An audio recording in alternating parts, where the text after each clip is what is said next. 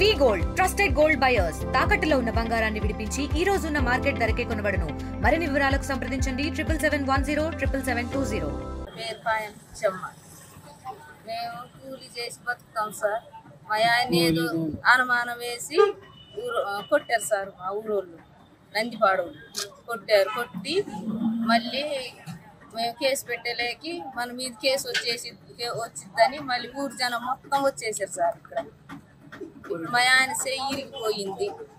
SI గారు అన్నారు కదా, మరి ఆయన చెయ్యి ఇరిగిపోయింది కదా, ఆయన చెయ్యి ఇస్తారా అని అడిగారు సార్. కొట్టిన వాళ్ళు చేతబడి చేస్తున్నాడు అని కొట్టారు సార్.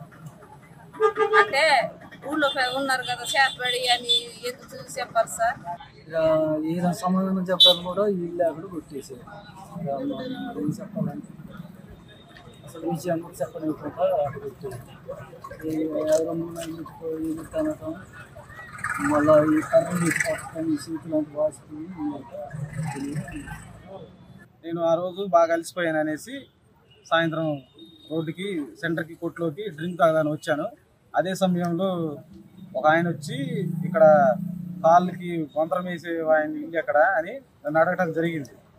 నేను పలానా ఇల్లు అని చూపెడితే అన్న నాకు ఇల్లు తెలియదు, కొంచెం ఆ ఇల్లు చూపెడతాం అనేసరికి నేను ఆ ఇల్లు చూపెట్టి ఇంటికి వచ్చి మళ్ళీ సెంటర్కి వెళ్ళి ఆ లోపల మేము చేతబడులు చేస్తున్నామని చెప్పేసి ఊరోళ్ళందరూ మమ్మల్ని కొట్టడం జరిగింది. జరిగితే ఆ భయంతో నేను ఊరు పారిపోయి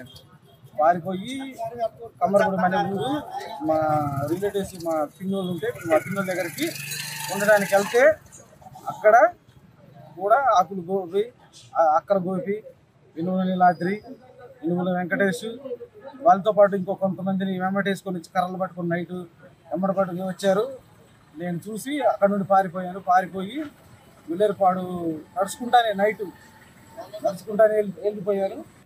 మనక రంగయ్యని వాళ్ళు చేతబడులు నాటు ఉరకడంతో వాళ్ళ ఇంట్లో ఉన్న వాళ్ళని తీసుకొచ్చి దాని సెంటర్లో బట్టలు మొత్తం తీసుకొట్టి పాయ వెంకటేశ్వర అయితే చెయ్యి కొట్టారు. వాళ్ళ నోట్లో ఉచ్చబోసి లేడీస్ డేటు గుట్ల తెచ్చి వాళ్ళ నోట్లో పిండి నానా రచ్చ చేశారు. రచ్చ చేయడంతో వాళ్ళు ఇంకేం చెప్పాలో తెలియక కాముండంతో వాళ్ళ ఇంటికి వెళ్ళి వాళ్ళని ఈ నందిపాడు నుండి మిమ్మల్ని వెలేయాలని చెప్పేసి వాళ్ళు సామాన్లు గీమాన్లు మొత్తం ఇరవటేశారు. ఆయనకు మనక రంగయ్య అసలు పని కూడా చేయలేడు. అసలు ఆయన అయితే దురదపాడు. వాళ్ళ అమ్మాయి నందిపాడులో పెళ్లి చేసుకోవడంతో ఆయన వాళ్ళ అమ్మాయి దగ్గర వచ్చి ఉంటుండు. ఆయన కూలి పని చేయలేడు, ఒక 4 పని చేయలేడు.